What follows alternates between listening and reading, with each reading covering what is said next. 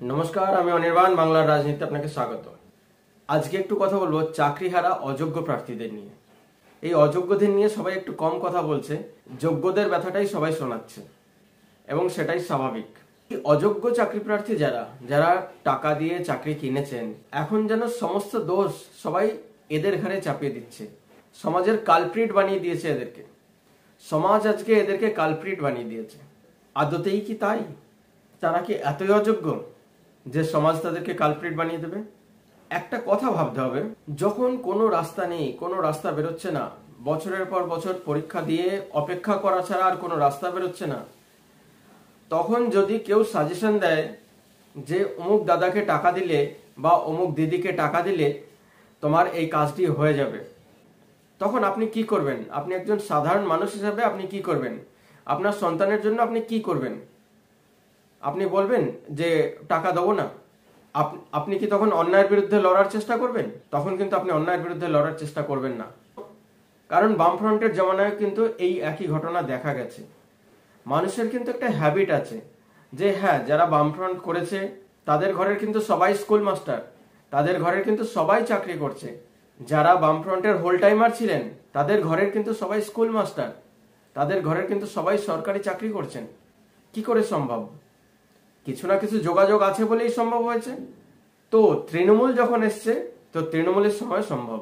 চাকরি বিক্রির ট্রেন্ডটাই নতুন নয়, কিন্তু চাকরি বিক্রির যে টাকার পরিমাণটা, এটা নতুন। বামফ্রন্টের জমানায় যখন চাকরি বিক্রি হতো তখন চিরকুটের মাধ্যমে চাকরি বিক্রি হতো। চিরকুটের মাধ্যমে রেফারেন্স দিয়ে যখন চাকরি পেত তখন এত টাকার খেলা ছিল না। আজকে এই টাকার খেলাটা আকাশ ছোঁয়া হয়ে গেছে। আজকে একটা চাকরির দাম আকাশ ছোঁয়া হয়ে গেছে, তাই এত ব্যথা লাগছে। আজকে একটা সরকারি চাকরি কিনতে গেলে 10 লক্ষ থেকে 20 লক্ষ টাকা পর্যন্ত খরচা করতে হচ্ছে। ব্যথাটা এখানে। তাই সমাজ এদেরকে কালপ্রিট বানিয়ে ফেলেছে, তাই সমাজ এদেরকে কালো চোখে দেখছে, তাই সমাজ এদেরকে ঘৃণার চোখে দেখছে। ভুলটা কিন্তু এরা করেনি। আজকে তৃণমূলের যে ব্যবস্থা, এই ব্যবস্থা কিন্তু সিপিএম এর বানানো ব্যবস্থা। সিপিএম কিন্তু এই ব্যবস্থা বানিয়ে রেখে গেছে। তখনও যে সঠিক পদ্ধতিতে সমস্ত নিয়োগ হয়েছে তা কিন্তু নয়। হ্যাঁ, নিয়োগ হয়েছে, কিন্তু অধিকাংশ নিয়োগ হয়েছে এই চিরকুটের মাধ্যমে বা রেফারেন্সের মাধ্যমে, বা বামফ্রন্টের যারা হোল টাইমার ছিলেন তাদের ঘরের লোকেরাই কিন্তু চাকরি পেয়েছেন। আমার সামনে জলজ্যান্ত উদাহরণ রয়েছে। আমি আজকে তাদের নাম নিতে পারি না, তাহলে তাদের সমাজে আর মান সম্মান থাকবে না। আমার সামনে রয়েছে। কতজনকে দেখতে চাইছেন? আমার সঙ্গে তাদের রোজ কথা হয়, আমার সঙ্গে তাদের রোজ দেখা হয়। তার বাবা বামফ্রন্টের জমানায় হোল টাইমার ছিলেন এবং তাদের ফ্যামিলির একটা কেউ নেই যে সরকারি চাকরি করছে না, একজন কেউ নেই। শুধু সেই ফ্যামিলিটা নয়, তাদের আত্মীয় স্বজন সবাই। তো কেউ যদি অস্বীকার করেন যে বামফ্রন্টের জমানায় এগুলো হয়নি, সেগুলো তো আমি মানব না। কারণ এই ঘটনাগুলি আমার নিজের চোখের দেখা। তো আজকে যারা পয়সা দিয়ে চাকরি কেনার ব্যবস্থা করেছেন তারা কিন্তু কালপ্রিট নয়। তাদের কিন্তু সমাজ দোষী ঠেরালে হবে না। কালপ্রিট তারা যারা চাকরি বিক্রি করার এই পন্থাটা শুরু করেছে, যারা স্টুডেন্টের মেরিটকে গুরুত্ব দেয়নি, যারা এই চাকরি পরীক্ষায় পুরো প্রসেসটাকে অসম্মান করেছে, এই পুরো প্রসেসটাকে বাইপাস করানোর ব্যবস্থা করেছে, এর কালপ্রিট কিন্তু এরা। তাদেরকে ধরুন না, তাদেরকে নিয়ে কথা বলুন না, এদেরকে সমাজে বাঁচতে দিন। এরা আমার আপনার মতন সাধারণ ঘরের ছেলে। কারো 2 বিঘা, কারো 4 বিঘা জমি বিক্রি করে সর্বশান্ত হয়ে এই চাকরি কিনেছেন। এরা অন্যায় করেননি, এদের সামনে টোপ দেওয়া হয়েছে। ক্ষুধার্তের সামনে টোপ দিলে আপনি কি করবেন?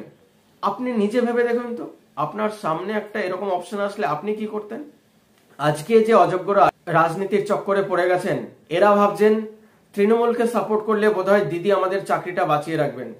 অবশ্যই দিদি চাকরিটা বাঁচিয়ে রাখবেন। দিদি চাকরি না বাঁচিয়ে রাখলে তো দিদি শেষ। এই চাকরিগুলো যদি দিদি বাঁচিয়ে না রাখেন, এই অযোগ্য প্রার্থী যারা চাকরি কিনেছেন এরা যদি মুখ খুলতে শুরু করেন যে কাকে তারা টাকা দিয়েছেন, এরা যেদিন বুঝতে পেরে যাবেন এই চাকরি তাদের আর থাকবে না, এই চাকরি থেকে তারা হাত ধুয়ে ফেলেছেন, এই ঘটনাটি যেদিন বুঝতে পেরে যাবেন, যেদিন ক্লিয়ার হয়ে যাবেন যে এই চাকরি তারা আর ফিরে পাবেন না, সেদিন কিন্তু এরা নাম বলতে শুরু করবেন।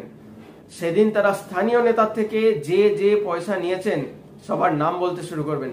সেদিন মমতা ব্যানার্জি বাঁচাতে পারবেন তো নিজেকে, নিজের ভাইপোকে? মমতা ব্যানার্জি কিন্তু এদের চাকরি বাঁচানোর জন্য চেষ্টা করছেন না। মমতা ব্যানার্জি নিজেকে আর নিজের ভাইপোকে বাঁচানোর চেষ্টা করছেন।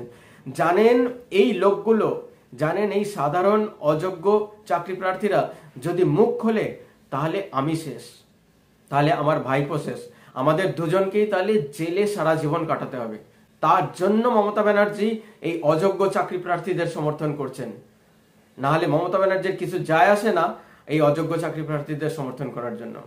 মমতা ব্যানার্জি নিজেকে বাঁচাতে চাইছেন, নিজের সরকারকে বাঁচাতে চাইছেন, নিজের ভাইপোকে বাঁচাতে চাইছেন। এখানে শুধু দেখা যাচ্ছে 7,000 8,000 অযোগ্য চাকরি প্রার্থী, হিসেব এটুকু বলছে। হিসেব কিন্তু এটা নয়। পয়সা কিন্তু শুধু এরা দেয়নি, পয়সা দিয়েছে বাংলার কয়েক লক্ষ বেকার যুবক। চাকরি কেনার জন্য বাংলার কয়েক লক্ষ বেকার যুবকের কাছ থেকে এই চাকরি যারা বিক্রি করেছে এরা টাকা নিয়েছে। এই 7,000 8,000 এটা শুধু সরকারি পরিসংখ্যানে রয়েছে। প্রত্যেকটি অঞ্চল থেকে, প্রত্যেকটি গ্রামাঞ্চল থেকে এরকম চাকরি বিক্রির টাকা উঠেছে। এরকম শিক্ষিত যুবক যুবতীরা স্থানীয় নেতাদের মাধ্যমে মমতা ব্যানার্জিকে, অভিষেক ব্যানার্জিকে টাকা পাঠিয়েছেন, শিক্ষামন্ত্রী পার্থ চ্যাটার্জিকে টাকা পাঠিয়েছেন। এই সংখ্যাটা কিন্তু হাজার নয়, কয়েক লক্ষ। এই কয়েক লক্ষ বেকার যুবক যুবতীর কাছ থেকে তাদের পরিবারকে সর্বশান্ত করে দিয়ে যে লক্ষ লক্ষ টাকা নেওয়া হয়েছে, আজকে সেই কয়েক হাজার কোটি টাকা মমতা ব্যানার্জির ঘরে এবং অভিষেক ব্যানার্জির ঘরে আছে। তারা জানে এই টাকা কোথায়, তারা জানে এই টাকা কোথায় ব্যবহৃত হচ্ছে, এবং এই টাকা কিন্তু শুধু তারাই ব্যবহার করছে। আর ছুটকো ছাটকা নেতারা যা খাবার খেয়ে নিয়েছে। আর ছুটকো ছাটকা তৃণমূলের নেতারা যারা সাইকেল চড়তে পারতো না, যারা বিড়ি খাওয়ার পয়সা ছিল না, তারা আজকে সিগারেট টানছে আর গাড়ি চড়ে ঘুরে বেড়াচ্ছে। যাদের খড়ের চালা ছিল তাদের দোতলা বাড়ি হয়ে গেছে। এইগুলো ভাবতে হবে। আপনারা তাদেরকে ধরুন, তাদেরকে নিয়ে কথা বলুন, তাদেরকে নিয়ে ভিডিও বানান, তাদেরকে সোশ্যাল মিডিয়ার মাধ্যমে পরিষ্কার ফাঁস করে দিন, তবে না হবে সমাজের জন্য কিছু কাজ। কেন এই শিক্ষিত বেকার যুবক যুবতী যারা পয়সা দিয়ে ফেসে গেছেন, রাজনীতির চক্করে পড়ে গেছেন, তাদেরকে কেন কালপ্রিট বানানো হচ্ছে? তারাও আপনার আমার মতন সাধারণ ঘরের একজন ছেলে মেয়ে, তারাও বাঁচতে চেয়েছিল, তারা সঠিকভাবে বাঁচতে চেয়েছিল, তারা কিন্তু চুরি করতে চায়নি। তার জন্য এই চাকরি কেনার জন্য তারা টাকা দিয়েছিল, তারা চুরি করবে না বলে, তারা সমাজে সঠিকভাবে বাঁচবে বলে। এটা তারা অন্যায় করেননি।